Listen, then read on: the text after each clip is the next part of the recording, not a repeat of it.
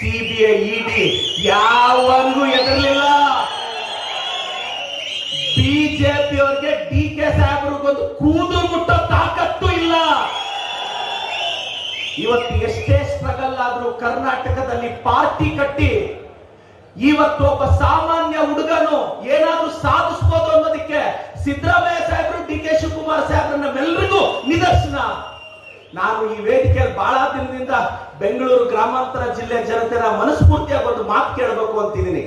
ನಿಮ್ ಮನೆ ಮಗನಾಗಿ ಸುರೇಶ್ ಅಣ್ಣ ಇಷ್ಟು ದುಡಿದ್ರಲ್ಲ, ನಮ್ ಸುರೇಶ್ ಅಣ್ಣಗೆ ಗ್ರಾಮಾಂತರ ಜನ ಮೋಸ ಮಾಡಿದ್ರಿ ಸರ್. ನಾನು ಅವರ ಅಭಿಮಾನಿಯಾಗಿ ಹೇಳ್ತಾ ಇದ್ದೀನಿ, ನಿಜವಾಗ್ಲೂ ಅವ್ರ ಮನೆ ಮಗನಾಗಿ ಹಳ್ಳಿಗಳಲ್ಲಿ ಅವರು ಅಷ್ಟು ಕಷ್ಟಪಟ್ಟು ಇವತ್ತು ಮಾಡಿದ್ರು. ನನಗೆ ನಂಬಿಕೆ ಇದೆ, ನಮ್ ಸುರೇಶ್ ಅಣ್ಣ ಮತ್ತೆ ಗ್ರೇಟ್ ಲೀಡರ್ ಆಗಿ ಈ ರಾಜ್ಯದ ಒಂದು ಮುನ್ನುಡಿ ಬರೆಯುವ ನಾಯಕ ಆಗಿ ನಮ್ ಸುರೇಶ್ ಅಣ್ಣ, ಡಿ ಕೆ ಶಿವಕುಮಾರ್ ಸಾಹೇಬರು ಮತ್ತೆ ಮುನ್ನೆಲೆಗೆ ಬರ್ತಾರೆ. ನಾನು ಎಲ್ರಿಗೂ ಹೇಳೋದಿಷ್ಟೇ, ಬಿಜೆಪಿ ಮತ್ತು ಜೆಡಿಎಸ್ ಅವರಿಗೆ ಮೂಢ ಹಗರಣ ಅಂತಾರೆ. ರಾಜ್ಯಪಾಲರು, ಗೌರವಾನ್ವಿತ ರಾಜ್ಯಪಾಲರು ನೋಟಿಸ್ ಕಳಿಸ್ತಾರೆ.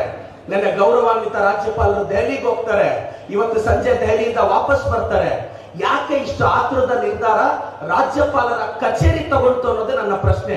ರಾಜ್ಯಪಾಲರ ಬಗ್ಗೆ ಪ್ರಶ್ನೆ ಮಾಡುವಷ್ಟು ದೊಡ್ಡವನು ನಾನಲ್ಲ, ಆದ್ರೆ ಅಷ್ಟು ಆತುರದ ನಿರ್ಣಯ ರಾಜ್ಯಪಾಲರ ಕಚೇರಿಗೆ ಅವಶ್ಯಕತೆ ಇರ್ಲಿಲ್ವಾ ಅನ್ನೋದು ಒಂದಿತ್ತು. ನಾನು ಎಲ್ರಿಗೂ ಹೇಳ್ತೀನಿ, ನಮ್ ಸಿದ್ದರಾಮಯ್ಯ ಸಾಹೇಬ್ರು, ನಮ್ ಡಿ ಕೆ ಸಾಹೇಬ್ರು ಯಾವುದೇ ತಪ್ಪು ಮಾಡಿಲ್ಲ, ಯಾವುದೇ ತಪ್ಪು ಮಾಡಿಲ್ಲ. ಇವತ್ತು ಕಾಂಗ್ರೆಸ್ ಪಕ್ಷ 5 ಗ್ಯಾರಂಟಿ ಕೊಟ್ಟಿದೆ ಸರ್, 50,000ಕ್ಕೂ ಹೆಚ್ಚು ಕೋಟಿ ಬಡವರಿಗೆ.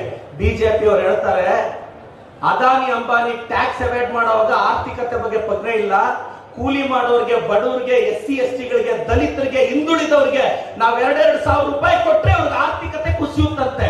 ಬಿಜೆಪಿ ಅವರಿಗೆ ಒಬ್ರು ಕೂಡ, ವಿಜೇಂದ್ರ ಅವರು, ಮಾನ್ಯ ವಿಜೇಂದ್ರ ಅವರೇ, ಯಡಿಯೂರಪ್ಪನವ್ರ ಮಗ ಅನ್ನೋ ಎಲಿಜಿಬಿಲಿಟಿ ಬಿಟ್ರೆ ಮತ್ತೆ ಯಾವ ಎಲಿಜಿಬಿಲಿಟಿ ಇದೆ ಸರ್ ನಿಮ್ಗೆ?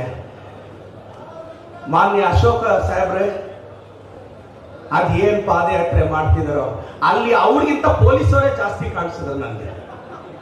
ನಾನು ನೋಡ್ಕೊಂಡು ಬರ್ತಿದ್ದೆ ಅವರು, ಅವ್ರಿಗಿಂತ ಪೊಲೀಸರೇ ಹೆಚ್ಚು ಕಾಣಿಸಿದ್ರು. ಮತ್ತೆ ಅಲ್ಲಿ ನೋಡಿದ್ರೆ ಅವ್ರು ಹೇಳ್ತಾ ಇದ್ದಾರೆ ಸ್ಪೀಚ್ ಮಾಡೋರು ಲಕ್ಷಾಂತರ ಸಂಖ್ಯೆಯಲ್ಲಿ, ಸಾವಿರಾರು ಸಂಖ್ಯೆಯಲ್ಲಿ ಅಂತ. ಬಿಜೆಪಿಗೆ ಪಾಠ ಕಲಿಸಿದೀವಿ. ಮೊನ್ನೆ 136 ಸೀಟ್ ರಾಜ್ಯ ಸರ್ಕಾರ ನಾವು ಗೆದ್ದಿದ್ದೀವಿ. ನಿಮ್ಮೆಲ್ಲರ ಆಶೀರ್ವಾದ ನಮ್ಮ ಕಾಂಗ್ರೆಸ್ ಪಕ್ಷದ ಮೇಲೆ ಇರಬೇಕು. ಜೈ ಸಿದ್ದರಾಮಯ್ಯ, ಜೈ ಡಿ ಕೆ ಶಿವಕುಮಾರ್. ಹೆಚ್ಚಿನ ಸುದ್ದಿಗಳಿಗಾಗಿ ಮುಳುಬಾಗಿಲು ಟೈಮ್ಸ್ ಯೂಟ್ಯೂಬ್ ಚಾನೆಲ್ ಅನ್ನು ಸಬ್ಸ್ಕ್ರೈಬ್ ಮಾಡಿ, ಶೇರ್ ಮಾಡಿ, ಬೆಲ್ ಐಕಾನ್ ಒತ್ತಿ.